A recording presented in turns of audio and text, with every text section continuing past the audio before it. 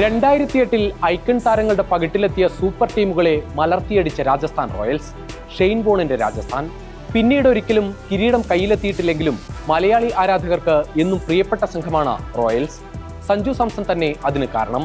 Sanju team വിട്ടതോടെ പുതിയ മുഖം തേടുകയാണ് രാജസ്ഥാൻ റോയൽസ്. ആര് നയിക്കും രാജസ്ഥാനെ?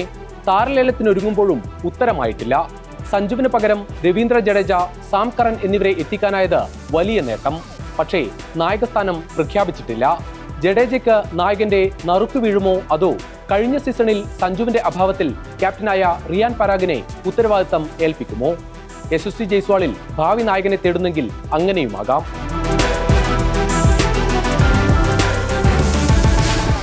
സൂപ്പർ താരത്തിന്റെ കുറവ് ഇത്തവണ ജൻസി സംഘം നികത്തണം. കഴിഞ്ഞ സീസണിൽ സഞ്ജു സാംസണിന് പരിക്കേറ്റപ്പോൾ അരങ്ങേറിയ 13-കാരൻ വൈഭവ് സൂര്യവംശി പ്രായം കൊണ്ട് മാത്രമല്ല പ്രതിഭ കൊണ്ടും വിസ്മയിപ്പിക്കുകയാണ്.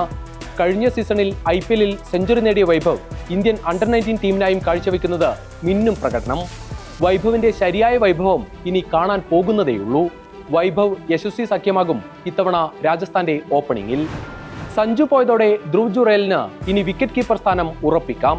Riyan Parag, Shimron Hetmyer, Jofra Archer, Sandeep Sharma തുടങ്ങി കയ്യിലുള്ള 16 താരങ്ങൾ മികച്ച ടീമെങ്കിലും സ്പിന്നർമാരെ കണ്ടെത്തണം രാജസ്ഥാൻ. രവീന്ദ്ര ജഡേജയും സാം കറനും ടീമിന്റെ സന്തുലിതാവസ്ഥ ശക്തമാക്കുന്ന സാന്നിധ്യം. നിതീഷ് റാണയെ കൈവിട്ടെങ്കിലും ഡോണോവാൻ ഫെരേരയെ ടീമിലെത്തിച്ചു രാജസ്ഥാൻ. കഴിഞ്ഞ തവണ താരലേലത്തിൽ നിരാശപ്പെടുത്തിയ രാജസ്ഥാന് ഇത്തവണ 16.05 കോടിയാണ് പേഴ്സിലുള്ളത്. ഇതിൽ നിന്ന് മികച്ച ഇന്ത്യൻ സ്പിന്നർക്കായി മത്സരിച്ചേക്കും. 9 താരങ്ങളുടെ സ്ലോട്ടാണ് ടീമിൽ ഇനി ബാക്കിയുള്ളത്. ശ്രീലങ്കൻ സ്പിന്നർമാരായ വാനന്ദു ഹസരംഗ, മഹേഷ് ദീക്ഷണ എന്നിവരെ കൈവിട്ട രാജസ്ഥാന് ബൗളിംഗ് ഡിപ്പാർട്ട്മെന്റിൽ കൂടുതൽ ശ്രദ്ധ കേന്ദ്രീകരിക്കേണ്ടി വരും.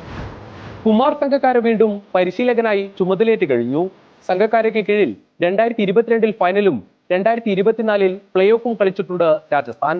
മിനി താരലേലത്തിൽ വൻ സാന്നിധ്യമാകില്ലെങ്കിലും ചില പ്രധാന താരങ്ങളെ ഒപ്പമെത്തിക്കാമെന്ന പ്രതീക്ഷയിൽ തന്നെയാണ് റോയൽസ്.